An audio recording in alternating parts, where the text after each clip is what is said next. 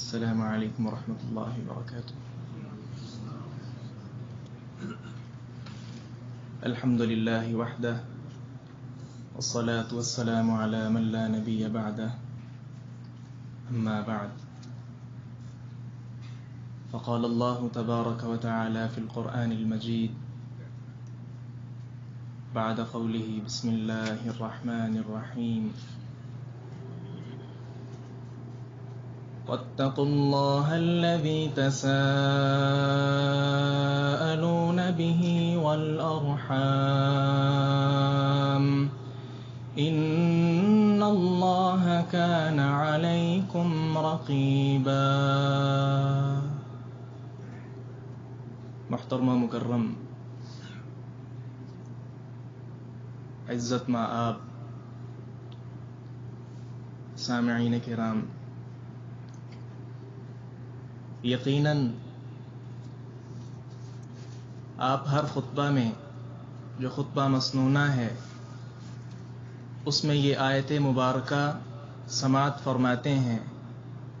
اللہ تبارک و تعالی نے کیا ارشاد فرمایا کہ اللہ سے ڈر جاؤ اس دن کے معاملے میں کہ جس دن تم سے رشتہ داری کے متعلق سوال ہوگا. عزیز بھائیو، انسان یہ سمجھتا ہے کہ میں مسلمان ہوں،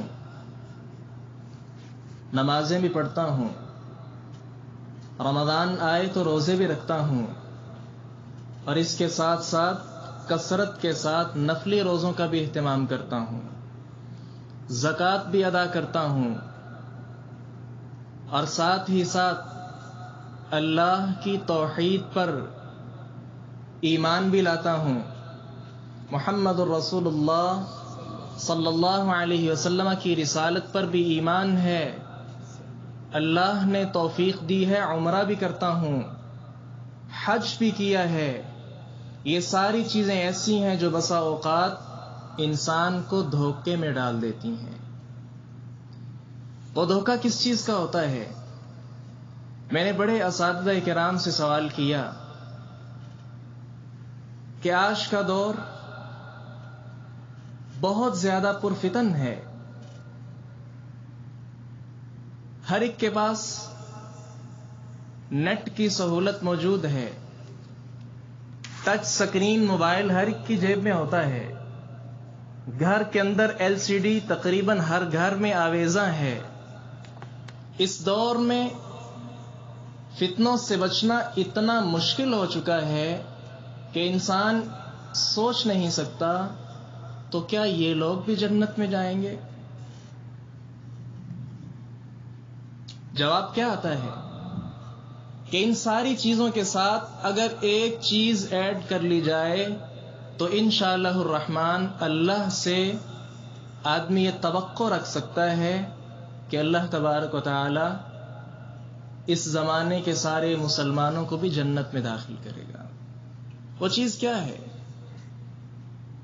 بہت زیادہ مشکل ہے، کہنا اتنا آسان ہے کہ ہر کوئی کہہ دیتا ہے، کرنا اس قدر مشکل ہے کہ بڑی بڑی قد آور شخصیات بھی وہ کام کرنے سے قاصر ہیں.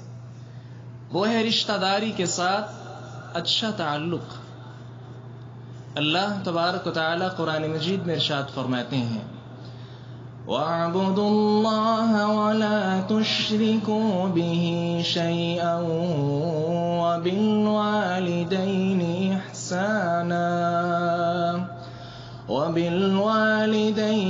إِحْسَانًا وَبِذِي الْقُرْبَى. اللہ کی عبادت کرو، وَلَا تُشْرِكُوا بِهِ شَيْئًا، اس کے ساتھ کوئی شریک نہ ٹھہراؤ. اور ساتھ کیا کہا؟ والدین کے ساتھ حسن سلوک کرو.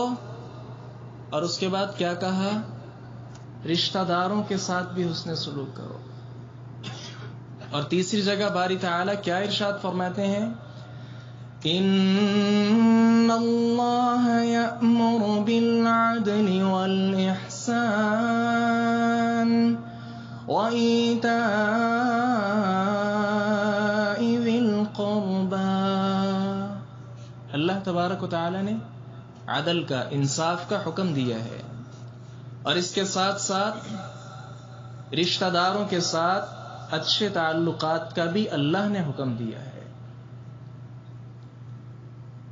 رشتہ داری کے اس کو نبھانا، اس کے جو فضائل احادیث میں وارد ہوئے ہیں، بڑے اختصار کے ساتھ چند فضائل عرض کر کے اپنی بات کو ختم کرتا ہوں۔ پہلی فضیلت کیا ہے کہ جو آدمی رشتہ داروں کے ساتھ اچھے تعلقات قائم کرتا ہے، باری تعالیٰ اس کے رزق کے اندر فراوانی کر دیتا ہے۔ اور دوسرا فائدہ کیا ہے؟ اس کی عمر میں بھی اللہ تبارک و تعالی برکت عطا کر دیتا ہے۔ نبی رحمت صلی اللہ علیہ وسلم ارشاد فرماتے ہیں، من احب ان يبسط له في رزقه وينسأ له في اثره فليصل رحمه۔ جو انسان چاہتا ہے کہ میرے رزق کے اندر فراوانی ہو جائے اور میری عمر لمبی ہو جائے، تاکہ اس کے اندر میں اللہ تبارک و تعالیٰ کے ارشادات اور فرمودات کی اطاعت کر سکوں، نبی علیہ السلام ارشاد فرماتے ہیں جو شخص یہ چاہتا ہے فلیصل رحمہ، وہ رشتہ داری کو قائم کرے۔ تیسرا فائدہ کیا ہے کہ آدمی کے خاندان کے اندر یہ بہت زیادہ محبت کا باعث ہے۔ فإن صلة الرحم محبة في الأهل، اس لیے کہ رشتہ داری قائم کرنے سے رشتہ داروں میں، خاندان میں، گھر والوں میں محبت قائم ہو جاتی ہے، اور یہ محبت کا درس شریعت نے بہت جگہ سکھلایا ہے۔ چوتھا فائدہ کیا ہے اور چوتھی فضیلت کیا ہے کہ رشتہ داری قائم کرنا مومنین کی نشانی ہے۔ من کان یؤمن باللہ والیوم الآخر فلیصل رحمہ، جو شخص اللہ پر اور آخرت کے دن پر ایمان رکھتا ہے، اسے کیا چاہیے کہ رشتہ داروں کے ساتھ اچھا سلوک کرے۔ پانچواں فائدہ کیا ہے کہ رشتہ داری قائم کرنا یہ چھوٹا عمل نہیں، بلکہ اس کے ساتھ اللہ تبارک و تعالی جنت کا سرٹیفکیٹ عطا کر دیتے ہیں۔ جناب ابو ایوب انصاری رضی اللہ عنہ نبی رحمت صلی اللہ علیہ وسلم کی خدمت عالیہ میں حاضر ہوتے ہیں، سوال کرتے ہیں، اے اللہ کے نبی، جنت میں داخل ہونا چاہتا ہوں، کیا کروں؟ آپ علیہ الصلوۃ والسلام نے کیا ارشاد فرمایا؟ نمازیں پڑھا کرو۔ نماز پڑھنا یہ بہت زیادہ عظیم عمل ہے، اس کے بغیر جنت میں داخلہ ممکن ہی نہیں ہے۔ لیکن نبی صلی اللہ علیہ وسلم نے کیا ارشاد فرمایا؟ تصل الرحم، رشتہ داری نبھاؤ، حسن سلوک، اچھے اخلاق کے ساتھ پیش آؤ۔ ہر وقت یہ چہرے پر غصہ، ناراضگی اور یہ سلوٹیں، ان کو دور کر دیجئے۔ کیوں؟ آج کا معاشرہ کیسا ہے؟ جس کے ساتھ خندہ پیشانی کے ساتھ ملیں گے وہ آپ کا ہو جائے گا۔ پاکستان میں سیالکوٹ شہر آپ نے سنا ہوگا۔ سیالکوٹ شہر کا باسی، اس کا مذہب عیسائی ہے، اپنے شہر سے لاہور کی طرف روانہ ہوتا ہے، کاروبار کے سلسلہ میں اس کے پاس کچھ بھی نہیں ہے، عیسائی مذہب ہے۔ سیالکوٹ سے روانہ ہوا، باہر پھل کی دکان تھی، وہاں جا کر کہتا ہے بابا جی پانی چاہیے۔ وہ بزرگ آگے سے کیا نصیحت کرتا ہے، بیٹا آپ نے مجھ سے ایک تو پانی مانگا، دوسرا آپ کے چہرے پر یہ سلوٹیں، یہ غصہ کیوں ہے؟ کیا وجہ ہے؟ اس کو دور کرو۔ کہا ٹھیک ہے۔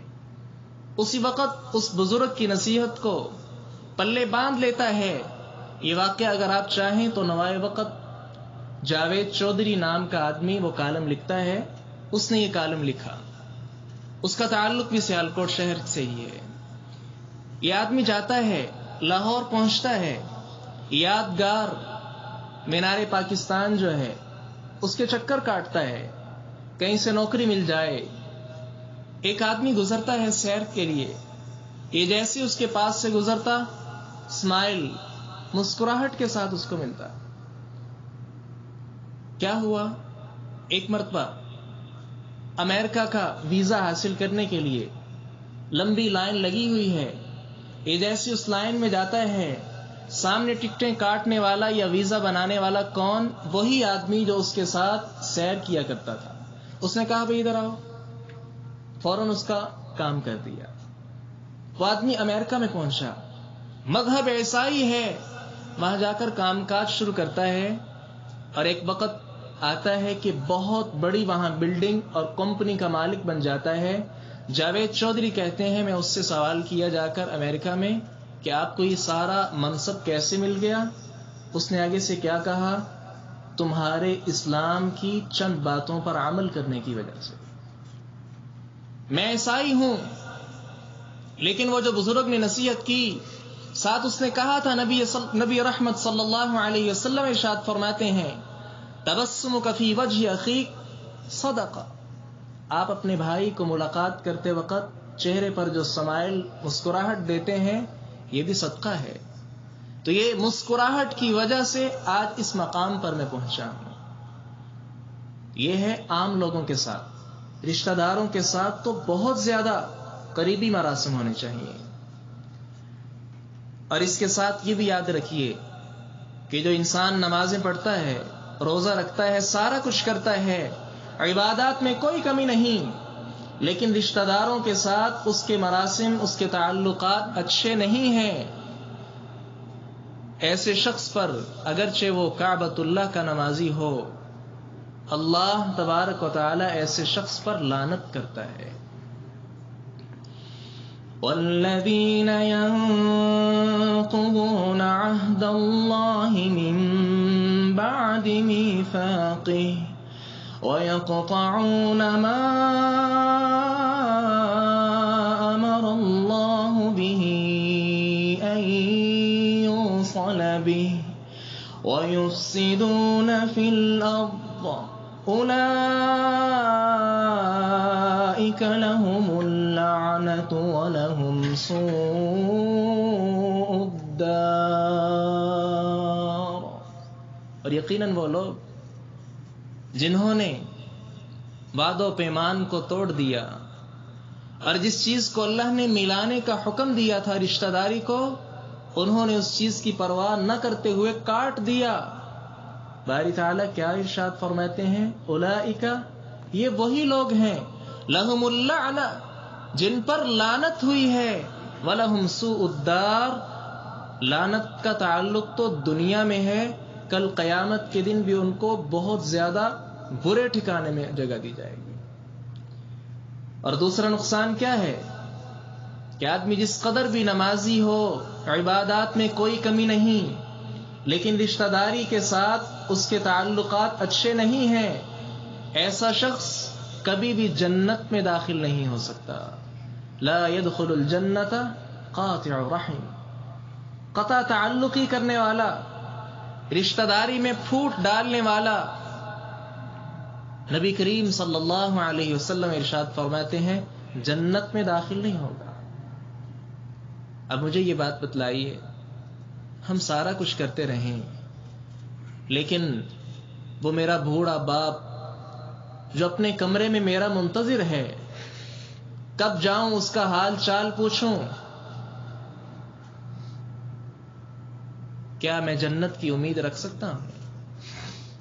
میری بوڑھی ماں میرا انتظار کرتی رہے، میں اس کے ساتھ حسن سلوک نہ کروں، جنت تو اس کے قدموں تلے ہے. باپ کو معمولی نہ سمجھیے، اگر ماں کے قدموں تلے جنت ہے تو باپ جنت کا دروازہ ہے. نبی صلی اللہ علیہ وسلم ارشاد فرماتے ہیں الوالد اوسط ابواب الجنہ، والد جنت کا مین گیٹ ہے. جس نے اس کو برباد کر لیا، جنت تو پکی اس نے کر لی اعمال کے ذریعے، لیکن جنت میں جائے گا کیسے؟ والد کی محبت چاہیے. ماں کی ممتا چاہیے، والد کی شفقت چاہیے، اور اسی طرح بھائی کی شفقت، بھائی کا پیار چاہیے، دیگر سارے اقربا کی محبت ملے گی، اللہ تبارک و تعالی اس کے ساتھ جنت میں انسان کو داخل کر سکتا ہے۔ آخری بات کر کے آپ سے اجازت چاہتا ہوں۔ ہم یہ سمجھتے ہیں کہ فلاں نے میرے ساتھ اچھا رویہ رکھا، میں بھی اس کو اچھے طریقے کے ساتھ ملتا ہوں، لیکن فلاں جو میرا خالہ زاد ہے، کزن ہے، جب اس کے گھر جاتا ہوں میرے خلاف پروپیگنڈا کرتا ہے، اچھے تعلقات کی بجائے مجھے گھر سے نکالتا ہے، میں اس کے پاس کیوں جاؤں؟ یہ ایسا سوال ہے کہ جس نے رشتہ داری نبھانے والے کی کمر کو توڑ کر رکھ دیا ہے۔ آئیے نبی کریم صلی اللہ علیہ وسلم نے شفقت فرماتے ہوئے، امت پر رحمت کرتے ہوئے اس کا جواب بھی عنایت کر دیا، اور کیا فرمایا؟ آپ علیہ السلام ارشاد فرماتے ہیں لیس الواصل بالمکافی، رشتہ داری نبھانے والا وہ نہیں ہوتا کہ جو کسی کے بدلے میں رشتہ داری نبھاتا ہے۔ صلہ رحمی، وصل یصل صلہ، عربی لغت جاننے والے اس بات کو بخوبی سمجھ سکتے ہیں۔ وصل یصل صلہ کا مطلب ہوتا ہے خود ملانا۔ صلہ رحمی کہتے ہی اس کو ہے کہ اگر کوئی آدمی آپ سے رشتہ داری توڑ رہا ہے تو آپ اس کے ساتھ جوڑیں، اسے کہتے ہیں صلہ رحمی۔ باقی آپ کے ساتھ جو اچھے انداز میں پیش آتا ہے یہ تو ایک فطرتی چیز ہے، آپ بھی اس کے ساتھ اچھے انداز میں پیش آئیں گے۔ نیکی کیا ہے؟ رشتہ داری کیا ہے؟ صلہ رحمی کیا ہے؟ کہ جو آدمی، جو خاندان، جو گھر والے آپ کے ساتھ قطع تعلقی کرتے ہیں، آپ ان کے ساتھ جا کر رشتہ داری کو جوڑیے۔ جناب ابو بکر صدیق رضی اللہ عنہ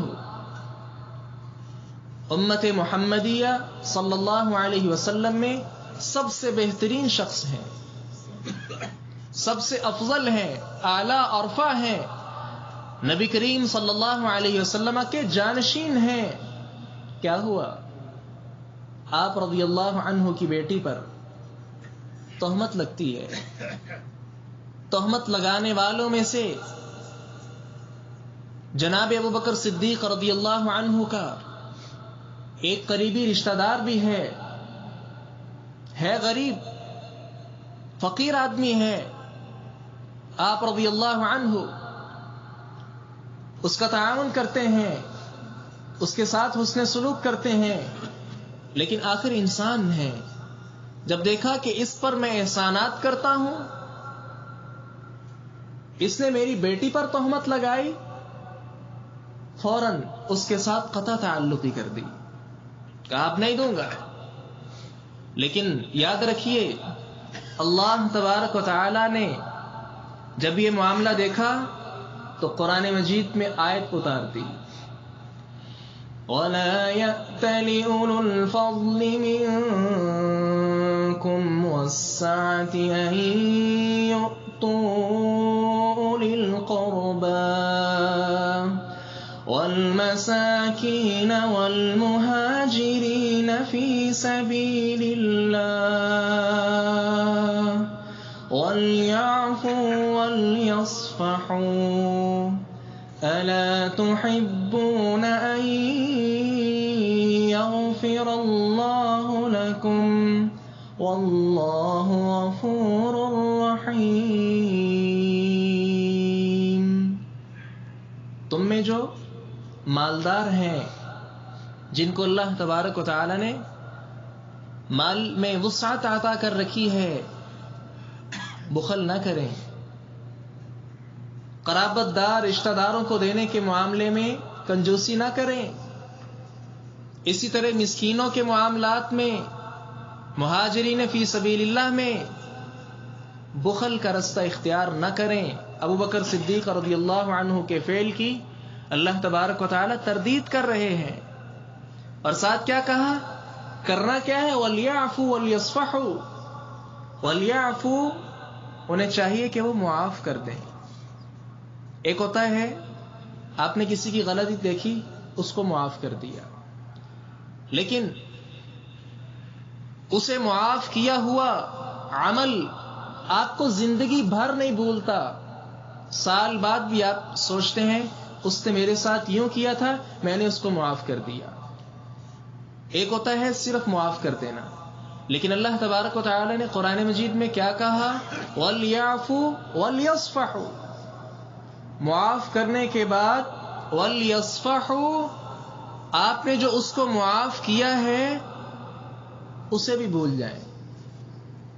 یعنی آپ کے ذہن کے اندر یہ گمان بھی پیدا نہیں ہونا چاہیے کہ اس نے میرے ساتھ ایسا کیا پھر میں نے اس کو معاف کر دیا، نہیں، معاف کر دیا، دل سے معاف کر دیں، یہ بات ہی بھلا دیں کہ میں نے اس کو معاف کیا۔ اور آگے بڑی پیاری بات اللہ تبارک و تعالی نے کی، کیا کہا؟ الا تحبون ان یغفر اللہ لکم، ابو بکر کیا ہو گیا اگر اس نے ایسا ویسا کر دیا تم اسے معاف کر دو، کیا تمہیں یہ پسند نہیں ہے کہ تم اپنے رشتہ دار کو معاف کر دو، اللہ تبارک و تعالی تمہیں معاف کر دے؟ تو رشتہ داری میں ناچاکیاں ہو جاتی ہیں، ناراضگیاں ہو جاتی ہیں، نہ چاہتے ہوئے بھی ناراضگیاں ہو جاتی ہیں۔ اس معاملہ میں قرآن مجید کا یہ قاعدہ یاد کر لیجئے کہ اپنے رشتہ داروں کو معاف کر دیجئے، معاف کرنے کے بعد تصفیہ، خلاص، دل سے نکال دیجئے کہ اس نے میرے ساتھ کیوں کیا، اور آپ کے اس کرنے کے ساتھ اللہ تبارک و تعالی انشاءاللہ الرحمن آپ کے سارے گناہوں کو بخش دے گا۔ اللہ نے آگے کہا ہے واللہ غفور رحیم، اللہ بہت زیادہ بخشنے والا، نہایت رحم کرنے والا ہے۔ اللہ تبارک و تعالی سے دعا بھی کیجئے کہ باری تعالی ہمیں عبادات کے ساتھ ساتھ جو معاملات ہیں ان کو نبھانے کی بھی توفیق عطا فرمائے، کیونکہ جو عبادات ہیں وہ انسان اگر معذرت کر لے اللہ تبارک و تعالی سے، اللہ تعالی معاف کر دیتا ہے۔ ان اللہ یغفر الذنوب جميعا، سارے گناہوں کو بخش دیتا ہے، لیکن یہ یاد رکھیے کہ جو حقوق العباد ہیں، معاملات ہیں، اگر آپ نے اللہ نہ کرے اپنے کسی رشتہ دار کے ساتھ ناانصافی کی ہے، ظلم کیا ہے، جب تک اس سے آپ معافی نہیں مانگیں گے اللہ تبارک و تعالی ہمیں معاف نہیں کرے گا۔ اقول قولی ھذا استغفر اللہ لی ولکم ولسائر المسلمین واستغفروہ انہ ھو الغفور الرحیم۔